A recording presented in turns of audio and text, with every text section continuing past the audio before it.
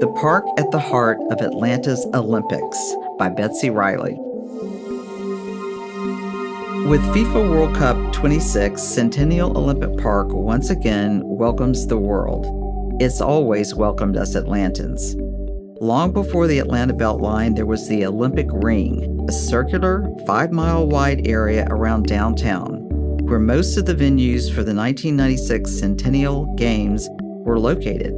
Sadly, our city has a poor track record when it comes to revitalizing its urban core. The connector plowed right through Sweet Auburn, permanently dissecting the city and cutting off the reportedly richest black street in the world. Historic Buttermilk Bottom was razed to build the Civic Center, which was upstaged by the Georgia World Congress Center less than a decade later. At Georgia World Congress expansion and the Georgia Dome then demolished Lightning, one of Atlanta's earliest communities, and Centennial Olympic Stadium itself triggered battles with the surrounding neighborhoods of Summerhill, Mechanicsville, and Peoplestown, disputes which echo to this day.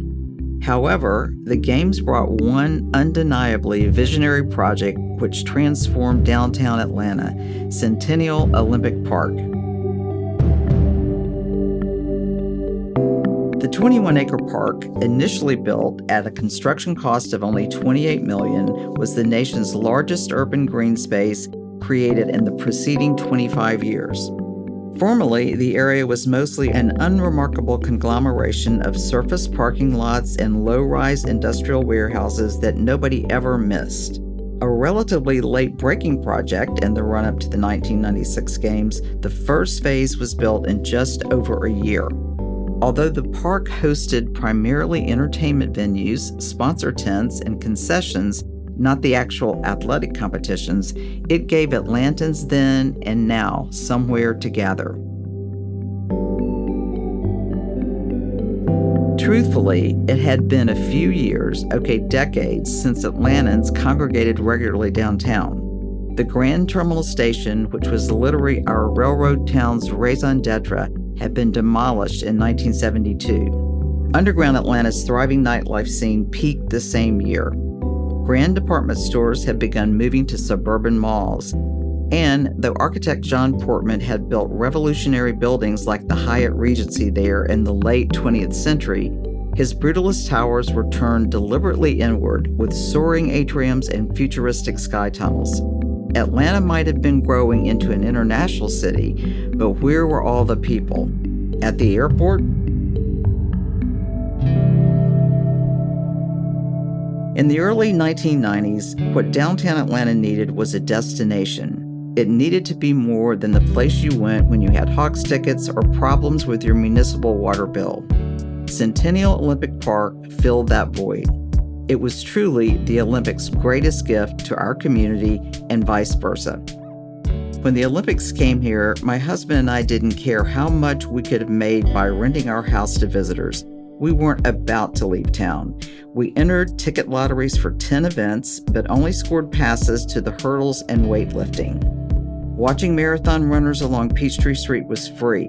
Like so many locals, we couldn't get anywhere near Muhammad Ali, and we watched the opening and closing ceremonies on TV like the rest of the world.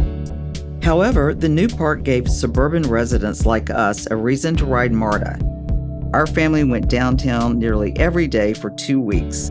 While we were there, we took our sons to explore Auburn Avenue and the Martin Luther King Jr. National Historical Park. We rode the glass elevators to the top of the Westin Peachtree Plaza Hotel. We ate onion rings at the Varsity. Mostly, though, we collected pins, toured pavilions, watched free concerts, and visited Bud World at Centennial Olympic Park. Our 4- and 7-year-old sons danced the Macarena with people from all over the world. They splashed in the Fountain of Rings with their cousins. On July 27, we left 2 hours before the bombing. I've got a photo of us and 2 other families with strollers and 6 kids standing feet from the explosion site. We went back.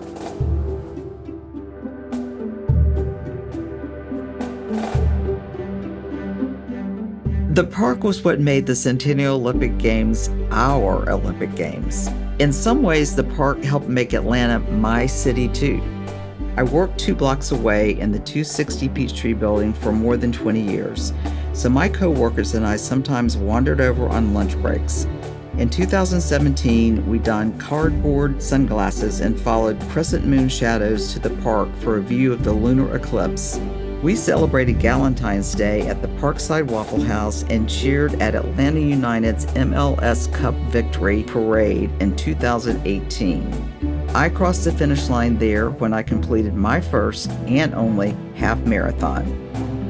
If the city had never built Centennial Olympic Park, then the Georgia Aquarium, the National Center for Civil and Human Rights, the College Football Hall of Fame, or even the New World of Coca-Cola might now be in Midtown, or worse yet, Charlotte.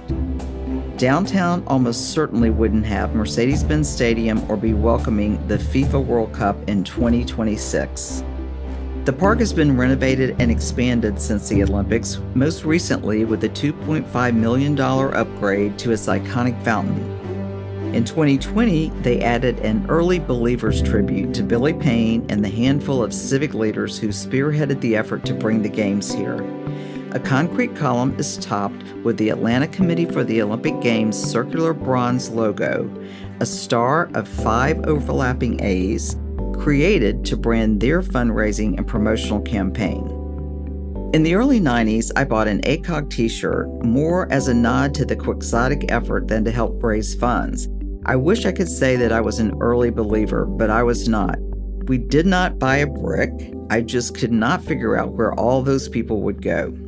But I'll never forget that September morning when my husband and I awoke to the clock radio and heard IOC President Juan Samaranch announce from Tokyo, "The International Olympic Committee has awarded the 1996 Olympic Games to the city of Atlanta." We jumped on the bed and screamed. To skeptics who don't believe Centennial Yards or South Downtown can revitalize the heart of the city again, I say it's never a good idea to underestimate Atlanta. We've always been a city of dreamers.